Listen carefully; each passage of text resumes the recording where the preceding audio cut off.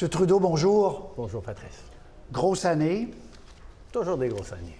Non, mais celle-là était difficile. Celle-là était rough pour tout le monde. Là. Pour vous, et personnellement, vous avez dû faire face à des crises énormes. On va parler de la guerre tout à l'heure, on va parler des guerres, devrais-je dire tout à l'heure. Mais d'abord, je parlais à un couple hier, l'histoire vraie, 25-26 ans, qui n'arrive pas à s'acheter une première maison. Oui. M. Poilievre tape sur ce clou-là depuis des semaines et il a l'écoute des Canadiens parce que c'est un réel problème. Oui. Est-ce que vous vous êtes réveillé trop tard pour cette crise du logement?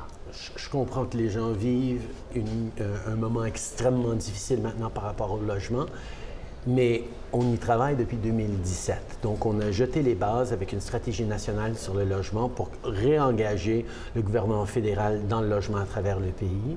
Et donc, quand, à la sortie de la pandémie, on a dû accélérer les investissements, créer du momentum là-dedans, on a été bien positionné pour le faire. Malheureusement, comme les gens savent, ça prend du temps pour bâtir des nouvelles unités, mais on y est et on est en train de voir un grand changement à travers le pays à ce niveau-là. Mais qui ne fait pas son travail assez vite? Les villes, les provinces ou le fédéral ou les trois? Bien, c'est une question. Bien, d'abord, le fédéral s'était enlevé sous les conservateurs du logement complètement, donc il a fallu qu'on reparte Trudeau, ça. Ça fait 8 ans. Oui, je 8 comprends. ans. Mais quand on parle de logement à travers le pays, d'avoir un gouvernement fédéral qui s'est retiré, ça a des échos pendant longtemps. Mais on est retourné. Les municipalités ont énormément de difficultés des fois avec les changements de zonage, la densification, les voisins ne veulent pas, des affaires comme ça. Donc, on a créé un accélérateur, ça donne 4 milliards de dollars aux municipalités à travers le pays pour justement faciliter ces transformations, ce zonage et cette densification qui change beaucoup.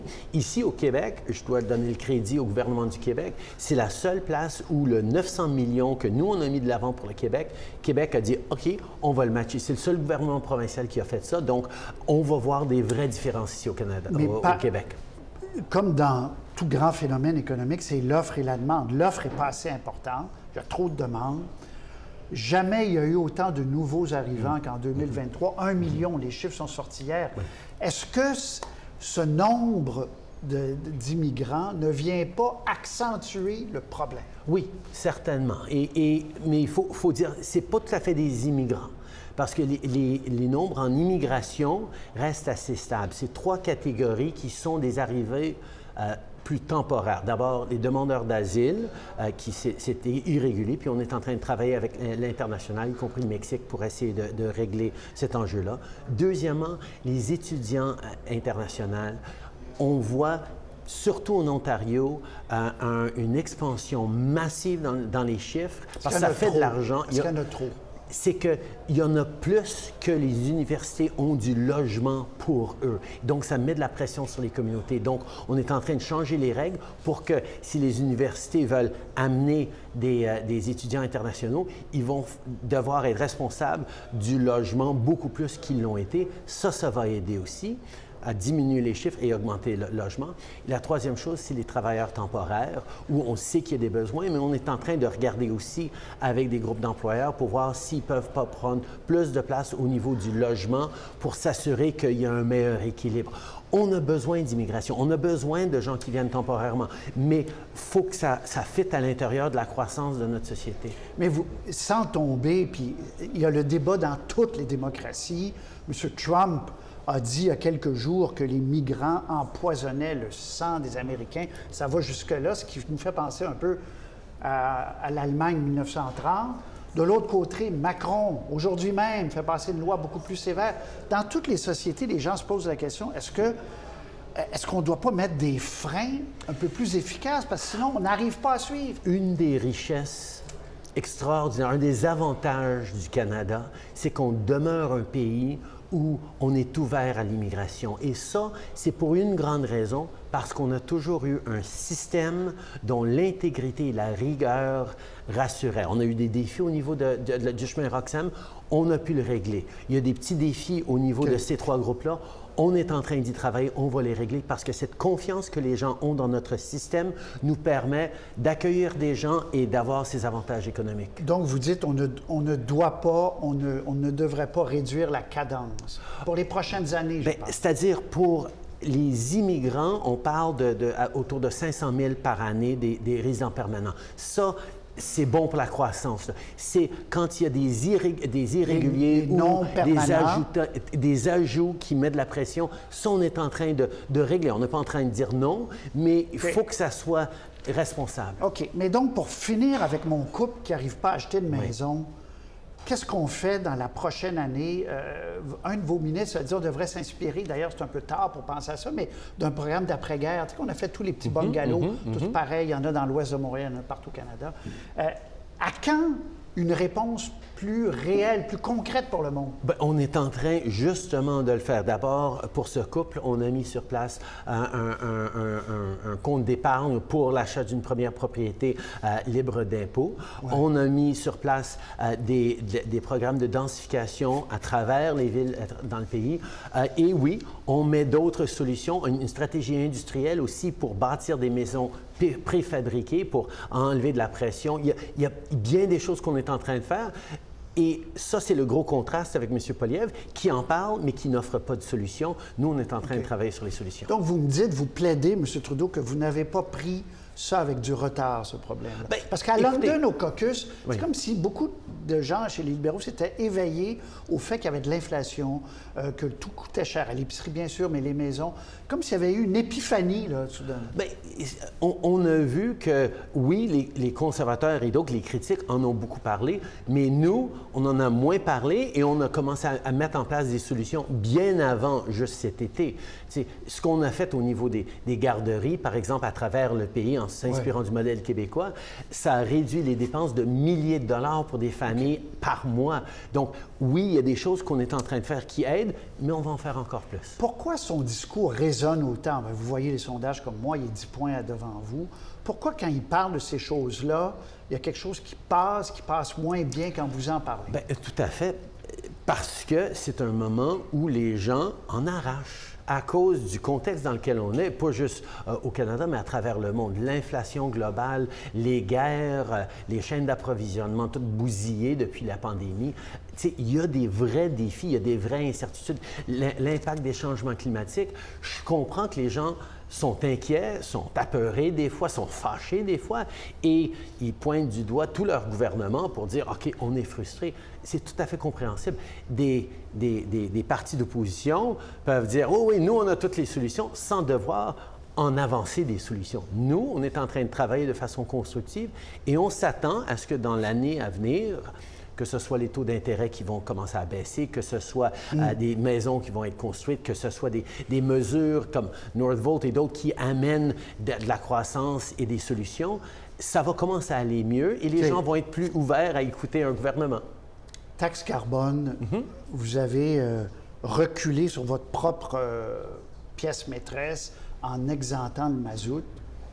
Est-ce que c'est pas vous qui vous êtes tiré dans le pied en donnant des arguments à l'opposition? Je comprends. Parce que M. Trudeau, vous remboursez les gens. On ne peut pas dire on rembourse, puis là, on va l'enlever parce que c'est difficile. Ben non, mais justement, le remboursement, ça faisait partie intégrante de notre prix sur la pollution parce qu'on sait qu'on ne pouvait pas changer notre façon de lutter contre les changements climatiques sans aider les familles de la classe moyenne pour pouvoir payer pour ces changements. Donc, ça a toujours fait partie. Mais pour l'huile de chauffage spécifiquement, c'est plus cher, c'est plus polluant, c'est plus vulnérable à tout ce qui se passe à l'international et c'est les gens moins nantis qui l'utilisent à plus grand pourcentage. Donc, on a vu que juste le prix sur la pollution, c'était pas assez pour les aider à changer d'habitude, à s'acheter des thermopompes qui coûtent jusqu'à 20 000 pour l'installer.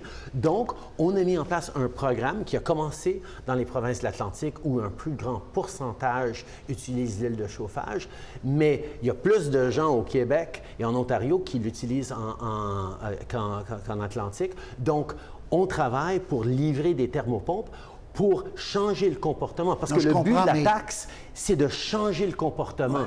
Et justement de dire, comme on a dit pour le charbon, on n'utilise plus le charbon pour créer de l'électricité à travers le pays, on n'utilisera plus l'huile de chauffage. Donc, quand M. Poilievre va se lever tous les jours dans les prochains mois, il va vous dire la taxe carbone est un problème pour l'économie, vous allez continuer à dire, moi j'y crois. Vous ne reculerez plus sur la taxe carbone. Vous allez plaider que c'est Je n'ai pas reculé, mais on peut le débattre, mais on ne reculera pas parce que... Plus jamais, aucun petit groupe. Plus jamais, parce que ce qui coûte cher, c'est l'inaction sur l'environnement. Et M. Poilievre, il nous offre aucun plan pour lutter contre les changements climatiques et donc aucun plan pour l'économie. Et elle va augmenter comme prévu, que c'est tout à fait. 15 $ par année. Tout à fait. Et il faut que ça augmente pour inciter le changement dans les entreprises. Vous avez dit un mot important, M. Trudeau, la colère, parce qu'on le voit, vous chutez, M. Legault chute, ailleurs. C'est difficile pour plusieurs dirigeants. C'est des moments difficiles.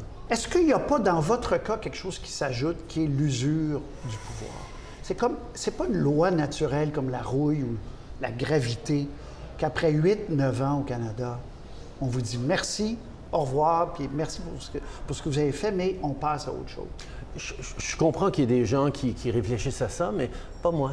Parce que la réalité, c'est que... parce que je me suis fait élire en 2015 avec des engagements de commencer à prendre au sérieux la lutte contre les changements climatiques et l'économie plus verte, de travailler la réconciliation, d'aider la classe moyenne et tous ceux qui travaillent fort pour en faire partie, d'amener plus d'égalité, de lutter contre les iniquités, de protéger les droits des gens.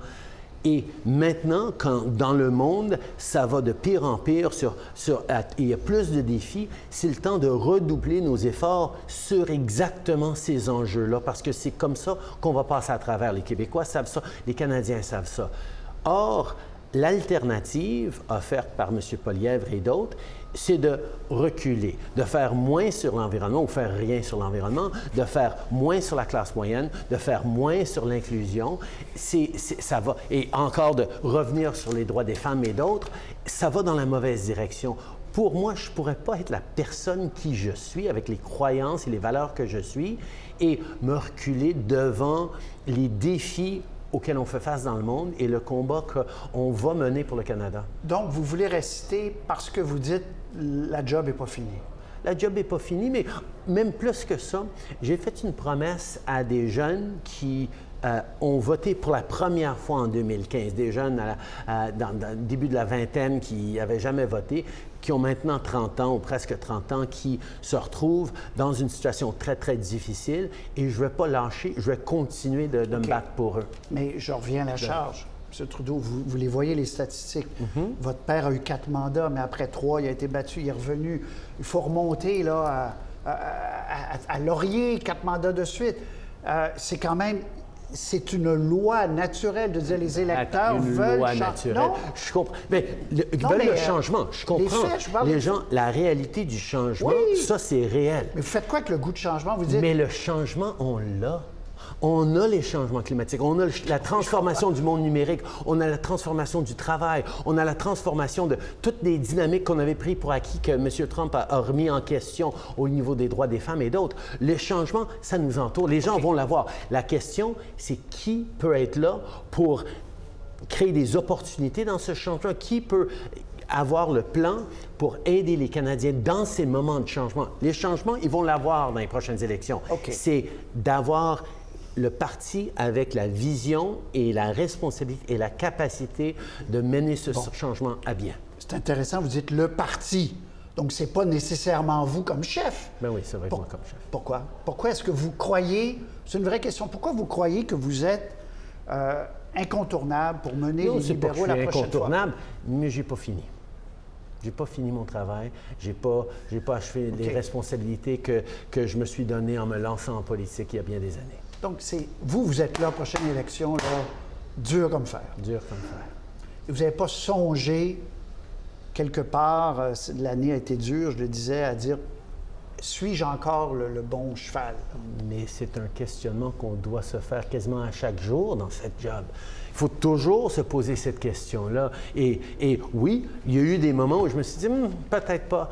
Ah, mais oui. Pas long ou long? Non, des moments où oui, je me devais de faire cette réflexion-là, mais je l'ai faite et je suis ici. M. Trudeau, 2 guerres, pas une, 2. La dernière fois qu'on s'est vu, il y a 1 an, il y en avait une, il y en a 2. Est-ce qu'Israël doit cesser immédiatement les bombardements sur Gaza? On a demandé une pause humanitaire. On est en train de travailler pour un cessez-le-feu, mais ce cessez-le-feu ne peut pas être sans condition.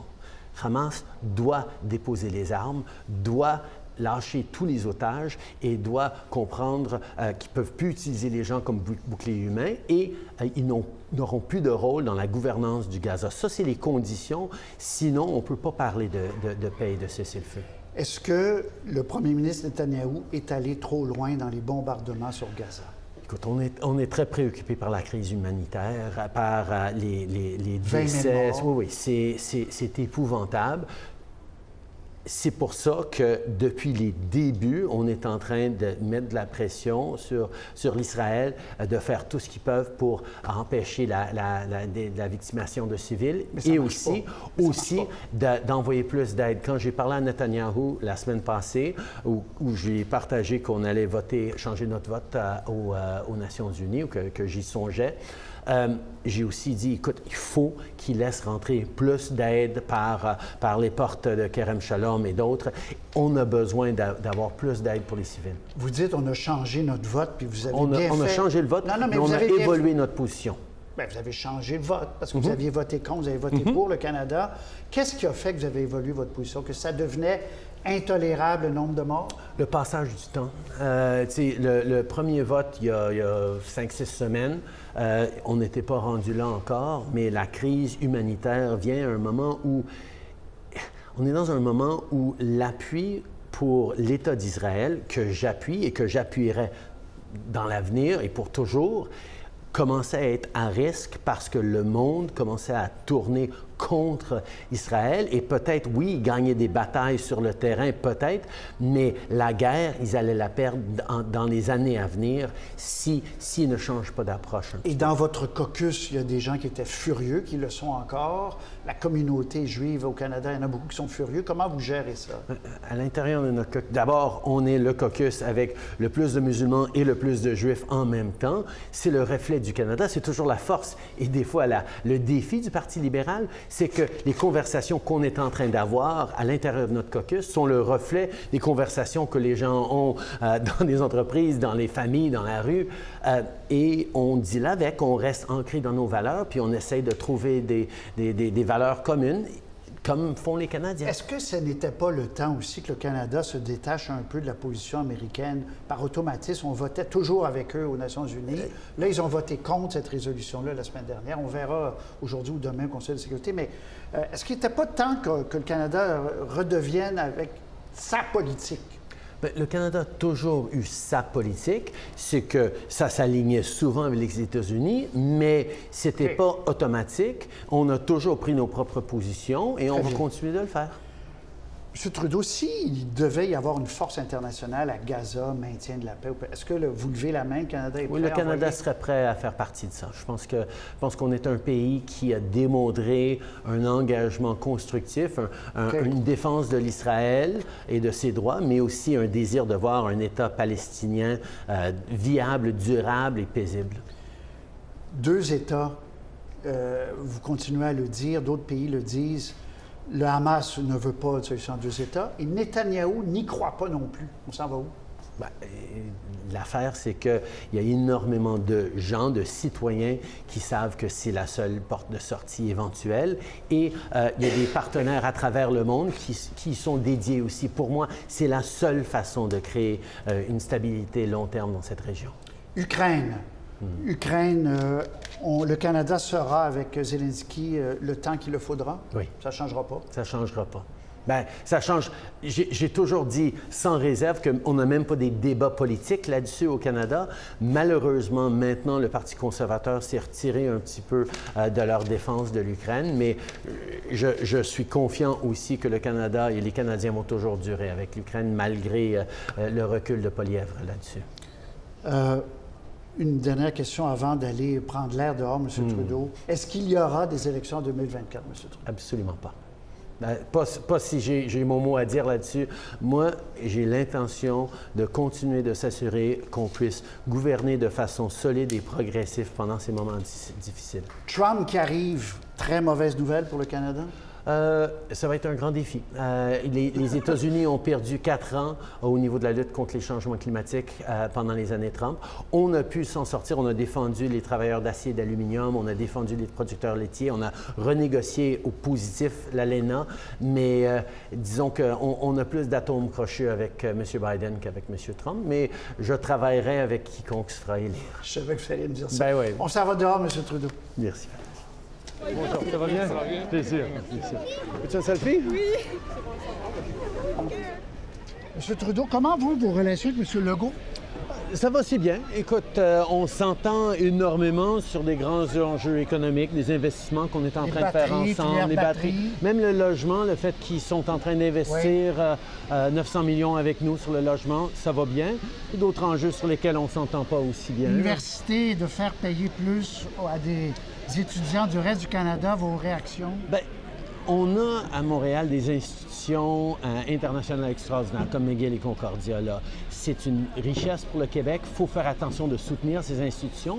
Je suis tout à fait d'accord qu'il faut plus faire pour protéger le français. Ça m'a toujours frustré, moi, quand j'étais à McGill, de voir des jeunes qui venaient de l'Ontario avec leur immersion perdre le peu de français qu'ils avaient pendant 4 ans à Montréal. Pas un mot de français à 4 ans. Ça peut être gênant. Ça peut être gênant et c'est dommage. C'est une opportunité manquée. Donc, oui, il y a des façons de faire, mais je trouve que c'est pas tout à fait la bonne façon tout de suite. Là. Vous craignez que ça affaiblisse McGill?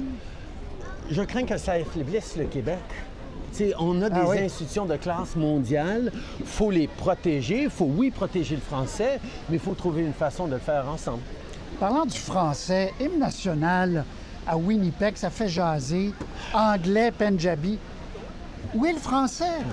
Où est le français? L'hymne national, ça devrait être français-anglais. Puis si on veut ajouter un verset dans une autre langue, aucun problème. Là. Mais à la base, on a 2 langues officielles, on a un hymne national. Mais qu'est-ce que ça vous dit sur le français dans le reste du Canada? Bien, d'abord, ce que les Franco-Manitobains ont dit, c'est important aussi. C'est d'oublier pour eux? Oui, d'oublier les communautés francophones à travers le pays. Et pour moi, ça a toujours été ma grande lutte là, de m'assurer, ancien prof de français à Vancouver, là, pour moi, de protéger notre belle langue à travers le pays, de s'assurer qu'elle s'épanouisse, ça a toujours été ma priorité. Est-ce que des fois, dans votre conseil des ministres, vous changez au français pour justement qu'il y ait du français parfois dans les plus hautes sphères du pouvoir? Toujours. Toujours. D'abord, les Québécois parlent souvent plus français. Ils ne se sentent pas obligés de parler anglais tout le temps pour... Au contraire. Et une des choses qui... Pour vrai, là? Pour vrai. Une des choses qui a été réglée dès le début, quand on a choisi Diane Leboutillier de Gaspésie, elle ne parlait pas vraiment anglais. Alors, dès que... Tu sais, souvent, il y a des anglophones qui ne parlent pas français, mais elle, en 2015, elle parlait pas... Elle a maintenant un magnifique anglais. Elle l'a développé pour ses communautés anglophones en Gaspésie. Mais d'avoir des gens qui peuvent librement s'exprimer dans les 2 langues, ça fait partie de la force du Canada. M. Trudeau, je faisais référence en tout début d'émission d'entrevue à une année difficile pour vous. Sans entrer dans les détails, vous aviez une femme, Sophie Grégoire, qui était très présente avec vous en campagne électorale. M. Poilievre fait la même chose avec sa femme. C'est maintenant dans les mœurs au Canada, de plus en plus. Si vous avez une compagne, est-ce qu'elle aura un rôle public éventuellement? C'est pas une question que je me suis posée en zéro. Ma priorité, c'est les enfants. Est-ce que vous avez une compagne? Écoute, ma priorité, c'est les enfants maintenant. C'est de figurer cette nouvelle séparation. On s'en va en vacances, tout le monde ensemble, avec Sophie, ce Noël. Okay. Donc, on est en train de travailler en tant que famille. On n'est pas là encore. Vous n'êtes pas là encore, mais c'est une question qui pourrait se poser éventuellement. Je suis sûr que les médias vont le poser. posé avant moi. M. Trudeau, je vous souhaite un peu de repos, quelques jours. Grosse année 2024, pas Oui. d'élection, ça c'est réglé. Vous l'avez dit. Ben, ce ne sera pas moi qui va la choisir et je pense pas qu'on va en avoir non plus. là. OK. Et 2025, vous êtes au poste comme premier ministre, peu importe le sondage. Même si ça continue à baisser, vous êtes Ben, là. les sondages, là, c'est pas ça qui compte. C'est Vous le les travail regardez? qu'on est en train de faire. Les médias les regardent. Moi, je passe pas beaucoup de temps à les regarder parce qu'à 2 ans des élections, les gens sont pas dans le vrai choix encore. Ils sont pas en train de choisir des alternatives. Ils sont frustrés contre les Pensez gouvernements. gagner, on comprend. pensez le battre, là. Oui, oui. Je connais assez les Canadiens pour savoir que de reculer sur les changements climatiques, reculer sur les droits des femmes, reculer sur l'ouverture puis la défense des droits, là, c'est pas ça le choix que vont prendre les Québécois ni les Canadiens. Je vous avais dit l'an dernier, presque jour pour jour, vous avez quand même devant vous tout un boxeur poilièvre. On l'a vu, là. Il fait de la... il est capable de marquer des points politiques. Oui, mais je suis pas en train de me battre contre lui encore. Moi, je suis en train de me battre pour les Canadiens. Lui, il est en train de me lancer des coups. Je vais les encaisser. Moi, j'ai mon travail à faire. Lui, je vais le laisser faire ce qu'il fait. Moi, je vais rester ancré dans ce dont les Canadiens ont besoin et puis des solutions pour les gens. Puis, quand le combat sera donné pendant les élections, ben là, on va s'échanger des coups pour de vrai. M. Trudeau, joyeuse fête. Toujours un plaisir. Patrick. Merci. Merci.